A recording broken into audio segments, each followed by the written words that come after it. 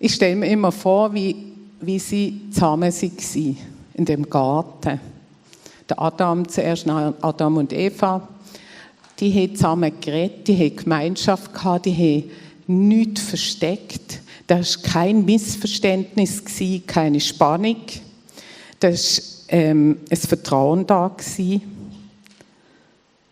Und die haben auch keinen Kurs müssen nehmen, wie kann ich Gottes Stimme hören oder irgendwie sowas. Nee, Gott, das ist normal gewesen. Er hat einfach geredet. Es ist Gemeinschaft gewesen. Es ist ein gemeinsames Leben gewesen.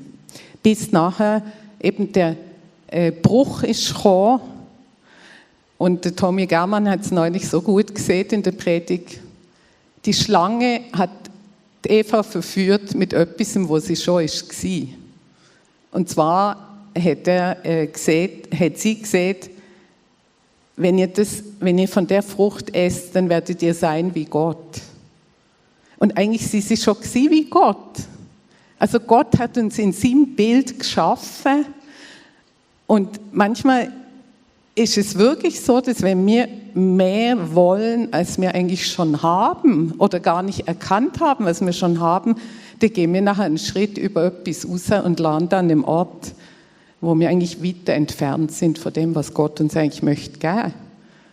Und ja, sie sind genau da gelandet, in einer getrennten Beziehung. Also getrennte Beziehung gibt es eigentlich gar nicht. Also die gestörte Beziehung. Und dann ist es nicht mehr so möglich gewesen, das Wohnen beieinander. Und nachher, ich nehme euch dann mit, durch die ganze Bibel hat immer wieder Gott gesucht nach einer Möglichkeit, wie kann ich unter meinem Volk wohnen? Immer wieder. Stell dir jetzt einmal vor, ich würde jetzt irgendwie meine beste Freundin fragen, ob sie mit mir eine WG auftut. Dann sagt sie, nee, lieber nicht, ich sehe das nicht. Dann komme ich ein halbes Jahr später und sage, du, ich würde eigentlich gern mit dir zusammen wohnen. Ja, das sehe ich nicht so. Und nachher machen wir vielleicht sogar einen Versuch und ich ziehe wieder aus, weil es nicht geklappt hat. Und dann komme ich wieder und frage, ob ich bei ihr darf wohnen. So ist Gott. Immer und immer wieder hat er sich aufgemacht und gesagt, ich will unter euch wohnen. Noch ganz kurz zu dem Bruch, was es da hat gegeben. Nachher sehen wir ja immer wieder, wie diese Opfer müssen gebracht werden, damit die Gemeinschaft wieder einigermaßen stattfinden. Und das hat mich so fasziniert, wenn wir nämlich ein Opfer müssen bringen, oder damals die Israeliten, die haben immer müssen wissen, für was bringe ich eigentlich ein Opfer. Und das heißt, wir müssen auch heranschauen, wenn wir eine Beziehung wieder müssen herstellen oder herstellen. Da gehst du nicht einfach grob drüber. Gott hat eigentlich sein Volk schon erzogen, zu sagen, für das, da bin ich schuldig geworden. Für das bringe ich jetzt ein Opfer. Und später jetzt, wenn wir Jesus kennen, ist es genau das Gleiche, immer wieder das Heranschauen. Da hat es mich wieder rausgespickt, aus der Beziehung mit dir, aus der Nähe mit dir. Und das finde ich so gewaltig, wie Gott wirklich will, dass wir heranschauen, damit die Beziehung aber nachher wieder richtig hergestellt werden kann. Das finde ich so spannend. Und er sehnt sich danach. Dann ist später, als nächstes, ist Gott mit seinem Volk, also ich mache große Zeitsprünge, weil sonst sind wir heute Abend noch da. Aber es sind markante Zeitsprünge. Aber Gott ist mit seinem Volk in der Wüste unterwegs. Das kennt ihr alle. Da sagt er im 2. Mose 29, Vers 42, das soll das tägliche Brandopfer sein bei euren Nachkommen, am Eingang der Stiftshütte vor dem Herrn, wo ich euch begegnen und mit dir reden will. Da selbst will ich den Israeliten begegnen und ich will unter den Israeliten wohnen und ihr Gott sein. Und so weiter. Und nachher wissen wir ja, die ganze Wüstenwanderung, und das sind sage und schreibe 40 Jahre, Das ist nicht irgendwie 3-4 Jahre gewesen. Immer diese Wolkensäule und diese Feuersäule. Und Gott mit dem Zelt mitten unter ihnen ist er umhergezogen. Und ich habe eine alte Predigt vom Gary gefunden oder einen Artikel, wo er genau über das Thema redet im Levitencamp. Und wie der Gary so ist, hat er sich köstlich ausgedrückt. Er redet davon, dass Gott sich die Nähe zu seinem Volk alles kosten ließ und sogar auf sich nahm, in einem unklimatisierten Zelt zu wohnen. Findet ihr das nicht auch köstlich? Gerade in dem heißen Sommer, wo wir jetzt hatten.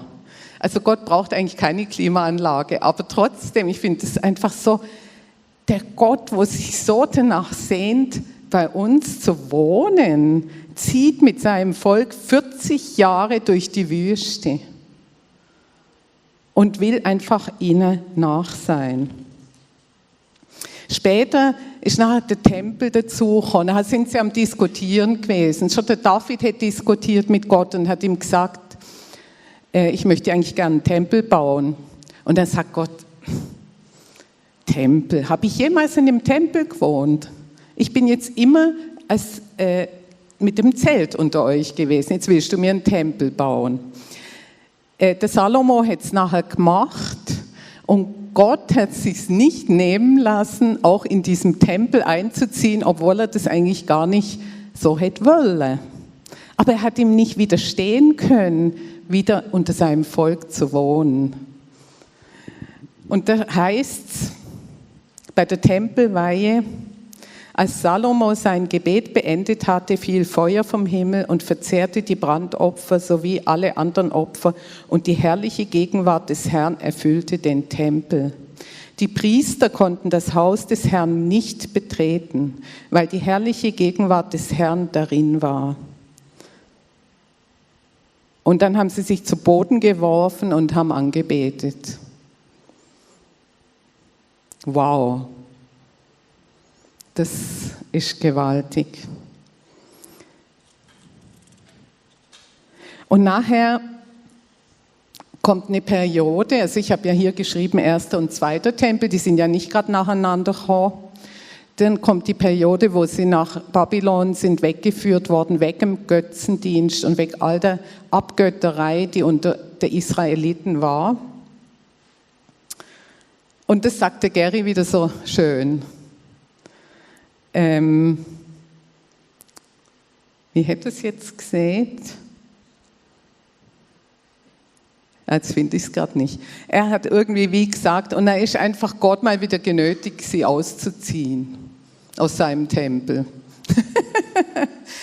Also es ist überhaupt nicht lustig, weil Gott hätte eigentlich wohnen wollen dort und er musste wieder ausziehen.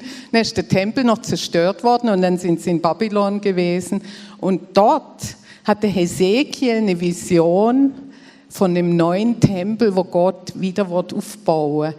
Und genau da redet Gott wieder zu ihm und sagt ihm, ich will dort unter euch wohnen. Wieder. Ist das nicht gewaltig? Also mich begeistert das total.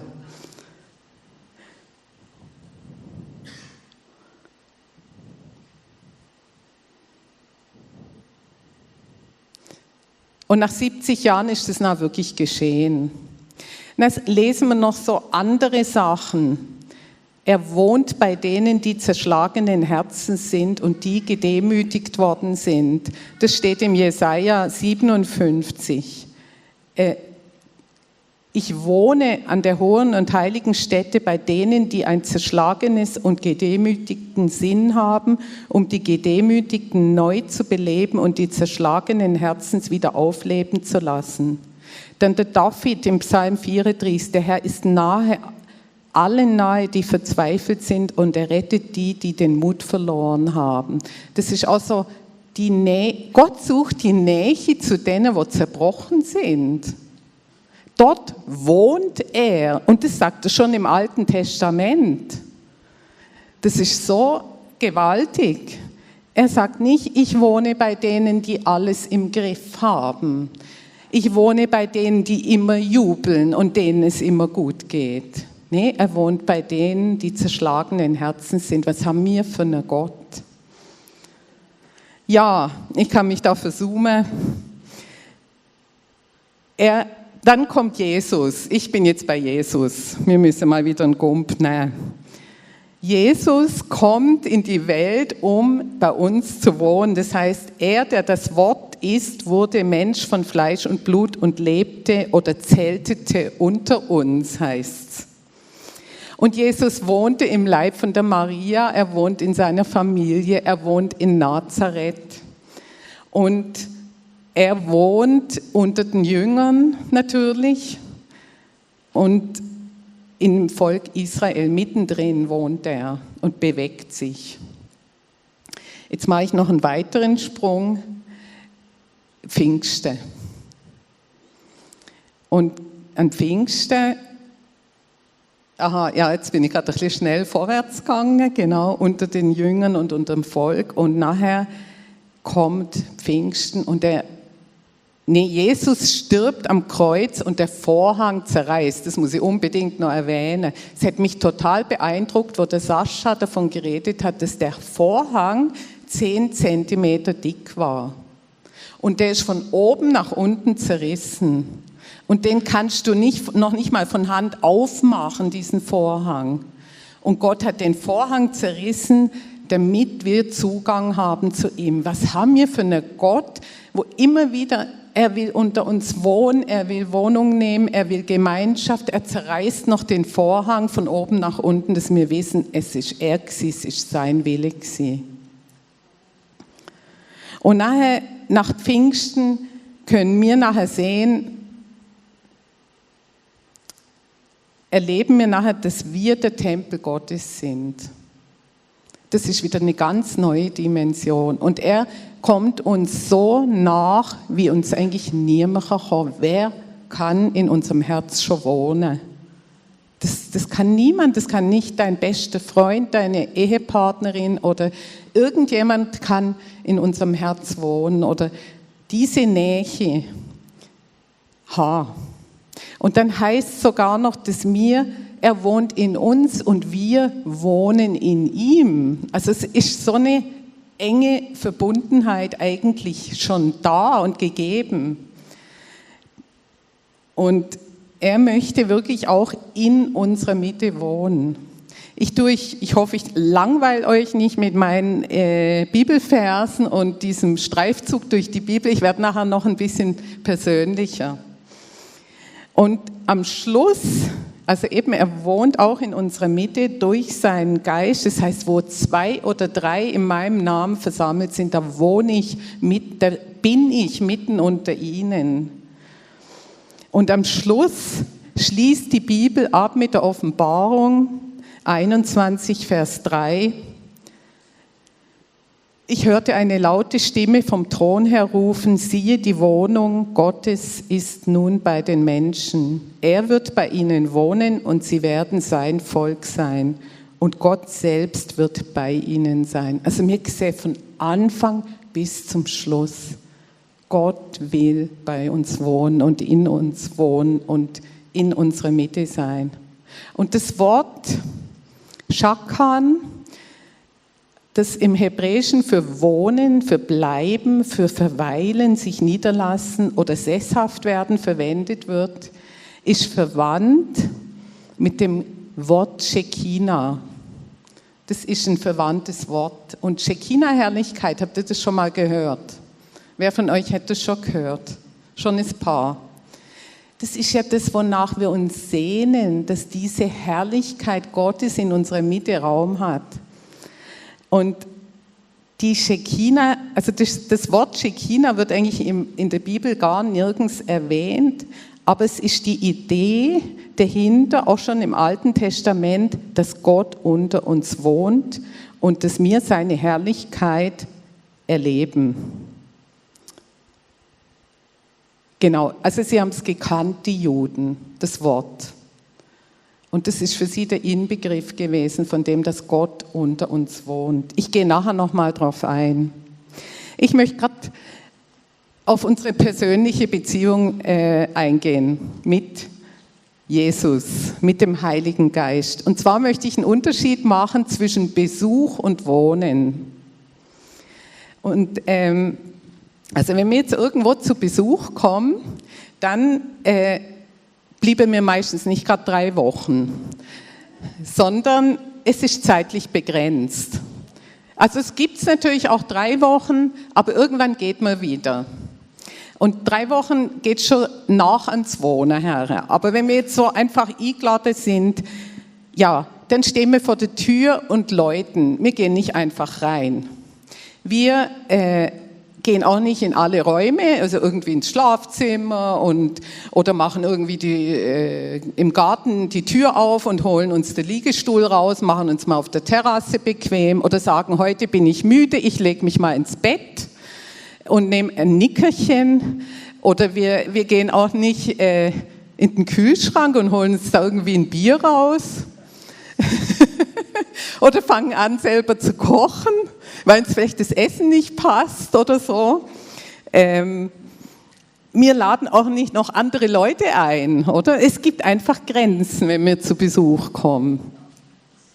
Und ich möchte ein bisschen so den Unterschied aufzeigen zu dem, wenn man ja wohnt an einem Ort, dann kann man kommen und gehen, wie man will. Man hat einen Schlüssel, also man hat auch die Autorität. Man darf eigentlich sich unbegrenzt in allen Räumen aufhalten normalerweise, wenn es nicht gerade irgendwie Spannungen gibt und Verbote ausgesprochen werden oder so. Man ist auch, also wenn man jetzt an einem Ort wohnt, ist man für die Ordnung zuständig, für die Versorgung und die ganzen Unterhaltungskosten, Finanzen, Zukunftsplanung und Freizeitgestaltung, alles fließt mit rein. Lebensgewohnheiten werden offenbar, Ideologie ist wichtig, es ist sehr vielfältig und man kommt einander sehr nach. Deswegen kann man ja auch nicht überall mit allen wohnen. Also ich habe zum Beispiel mit der Ukraine-Krise mir überlegt, wollen wir Flüchtlinge aufnehmen?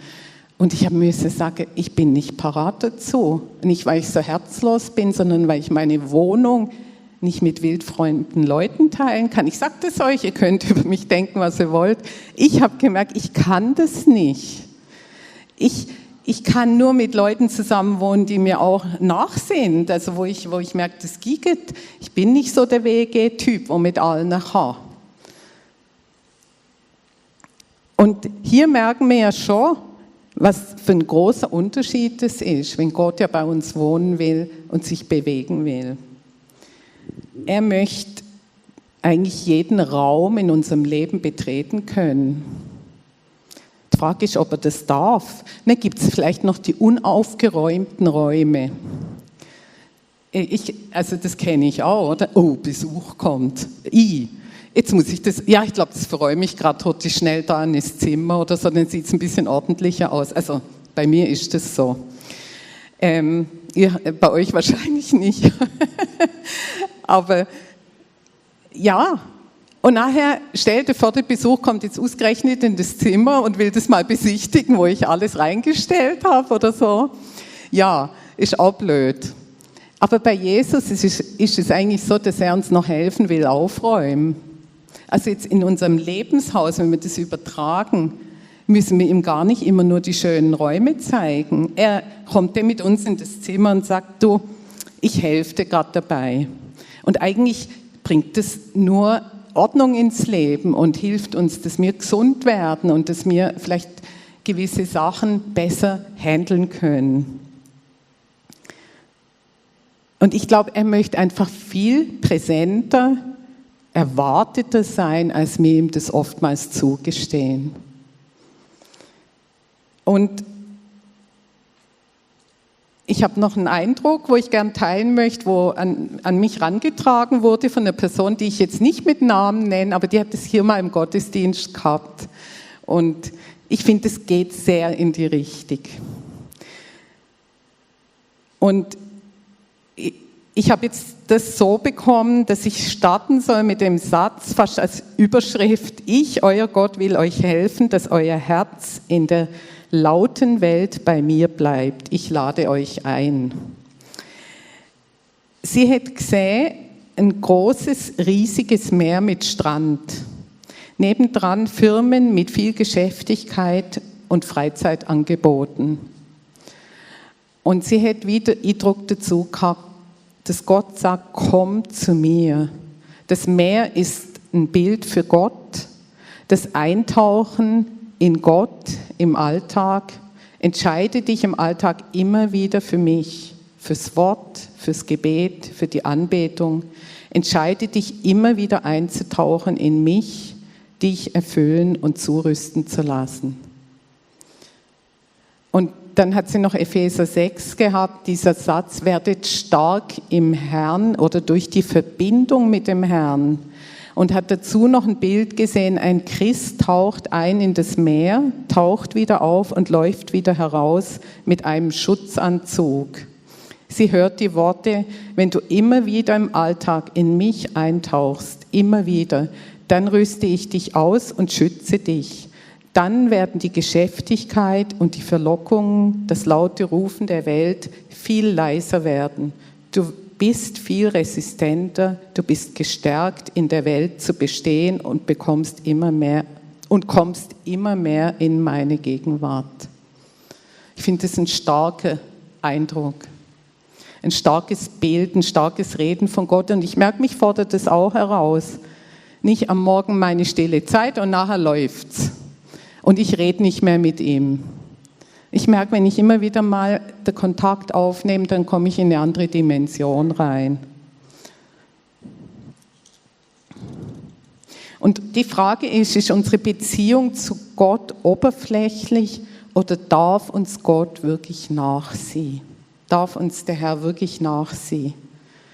Und ich erlebe immer wieder, wie Gottes Nähe, sogar besonders dann, wenn ich ihm sage, wie es mir geht, wirklich. Eben wenn ich ihm sage, wie ich mich fühle oder wo ich anstehe oder wo ich schwach bin. Und wir müssen ihm nicht nur die schönen Zimmer zeigen, ich habe es schon gesagt, aber ich merke, er wohnt wirklich da. Da wohnt er, da wo wir echt werden, da wo wir es ihm sagen. Und manchmal merken wir es ja selber nicht, wie es uns geht. Aber da, wo wir merken, warum bin ich denn so schief in der Landschaft? Und plötzlich merken, ja, das hat mich genervt. Oder da bin ich eifersüchtig geworden.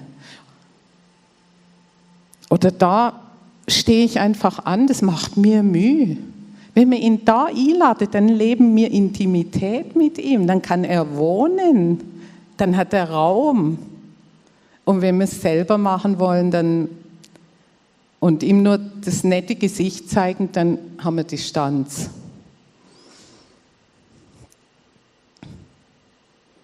Und dazu habe ich noch so einen Gedanken auch noch bekommen, fast wie wenn es gibt ja so schöne Kathedralen, wo die Leute gebaut haben in der Geschichte. Der Mailänder Dom, der Kölner Dom, irgendwie Rom und weiß ich nicht was, diese Gotteshäuser. Und ich habe wieder Eindruck dazu gehabt, ja, bauen wir ihm manchmal auch solche Gotteshäuser, wo alles super ist. Da sind Schätze drin, da sind Kunstwerke drin, da ist Leistung drin, da ist alles Mögliche drin. Aber wohnt Gott da drin? Wohnt er wirklich dort? Und dann habe ich so gemerkt, ja, manchmal errichten wir auch so Gebilde. Und wir wollen das anderes bestaunen, wir wollen vielleicht sogar, dass Gott selber staunt darüber. Aber das will er gar nicht, er will Beziehung leben.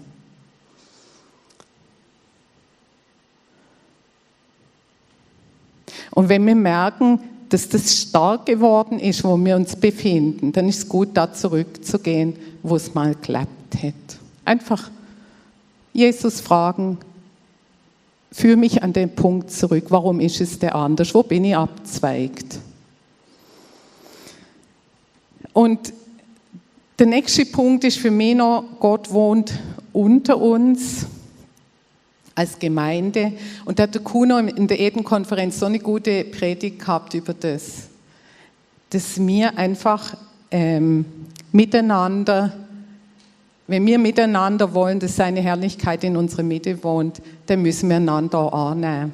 dann müssen wir auch mal Beziehungen klären. Dann müssen wir mit unserem nicht nur mit unserem Lieblingsbrüder zusammen sein, sondern auch mit der Nervensäge und mit dem Besserwisser und mit dem Konkurrent. So hat er es aufgezählt. Genau. Und die gehören alle dazu. Und dass genau die Essenz nachher etwas bewirkt in uns. Und wenn wir das packen, dass dann wirklich Gottes Herrlichkeit in unserer Mitte wohnen kann. Wenn wir anfangen, Beziehungen zu klären und mal was anzusprechen, wenn wir einander eine zweite Chance geben können und einander nicht richten und verurteilen, wenn wir nicht nur Gnade einfordern, sondern auch bereit sind, Gnade zu geben dem anderen. Und da sind wir halt manchmal ein bisschen schlecht drin. Wir wollen sehr viel Gnade vor Gott, aber die Gnade muss weiterfließen, sonst wird es nachher fauliges Wasser. Ja, Gott möchte sie Segen in unsere Mitte fließen lassen. Und ich glaube auch, indem wir können so viel dazu beitragen, wenn wir zum Beispiel unter der Woche mit ihm leben, wird unser Gottesdienst hier ganz anders sein, wenn wir nicht 2 Leben leben. Oder wenn wir das, was er uns gibt an Gaben, auch hier reinfließen lassen, hier oder überall da, wo wir uns treffen, dann kann er auch wohnen, wenn wir nicht zurückhalten mit dem, was er uns eigentlich gegeben hat. Wir sind das Volk. Und ich möchte mit euch noch abschließend was aus einem Buch vorlesen. Ich komme nochmal zurück auf die Schekina-Herrlichkeit, weil ich glaube, Gott hat noch was parat für uns. Und wir sehnen uns und wir haben einen Traum. Ich glaube, viele von uns haben den Traum, dass seine Herrlichkeit in unserer Mitte wohnt. Und da war ja die Erweckung, eine von den größten Erweckungen in der Azusa Street. Und ich habe das Buch gelesen, damals waren es Teenager, als die Erweckung waren, und die beschreiben da so ihre Geschichten. Ich habe einen ganz kurzen Abschnitt daraus rausgewählt, wo von dieser Schekina-Herrlichkeit die Rede ist, um euch ein bisschen lustig zu machen. Also Anderson, das ist der Typ, wo der schrieb, sagte, es sei schwierig, die Schekina-Herrlichkeit zu erklären, da sie nur beschrieben, aber nicht verstanden werden könne. Wenn er manchmal das Gebäude betrat, war dort etwas wie ein Leuchten. Manchmal geschah es, dass, wenn Gott zu wirken begann, eine rauchähnliche Substanz noch heller leuchtete. Man konnte durch sie hindurchgehen und manchmal war es so, als würde sie sich regelrecht durch den Raum wälzen. Man konnte keinen Ventilator nehmen, um sie hinauszupusten, noch konnte man sie einsammeln. Bruder Anderson gab zu, er habe es versucht, da es so greifbar aussah. Er erinnert sich, dass der Nebel manchmal so dicht wurde, dass er das ganze Gebäude erfüllte. Selbst Seymour, also der Leiter, war von diesem dichten Nebel, der den Raum erfüllte, fasziniert. Es gab sogar Momente, in denen Seymour mit den Füßen mit der dicken Wolke spielte. Bruder Anderson war von der Herrlichkeit beeindruckt und beschrieb sie so, als würde ein Teil des Himmels herunterkommen. Man konnte durch sie hindurchgehen, sich in sie hineinsetzen, seine Hände hindurchgleiten lassen, sie einatmen, jedoch konnte man sie nicht einfangen. Und ich weiß, irgendwo in dem Buch beschreibt einer und sagt, das wäre um ein X-faches mehr als puren Sauerstoff einzuatmen. Da wüsste der Andrew am besten Bescheid von dem. Genau, also die Band kann schon mal auf die Bühne kommen. Und ich möchte uns einfach einladen, nochmal, stell dir die Frage, wie viel Platz darf er in unserem Leben haben? Darf Gott in unserem Leben haben? Ein Zimmer oder mehr? Darf er nur das Schöne sehen oder auch den Rest? Darf er helfen, aufräumen? Darf er nur zu Besuch kommen oder darf er wohnen? Und geben wir ihm in unserer Mitte Raum, indem wir ihn erwarten, wir uns vorbereiten und einbringen und mit ihm einfach unterwegs sind. Und Ich glaube, ein ganz wichtiger Punkt ist, klären wir unsere Beziehungen. Die 3 Jahre anhaltende Azusa Street-Erweckung hat geendet, dadurch, dass Differenzen aufgetreten sind. Das sollte uns zu denken geben. Es ist nicht nichts, wenn wir streiten, wenn wir einander ablehnen, wenn wir einander verurteilen. Das hat gravierende Auswirkungen. Und lass uns einfach unser Herz prüfen, auch gerade jetzt noch beim nächsten Lied. Oder ich bete da noch einfach für das Anliegen. Jesus, ich danke dir einfach.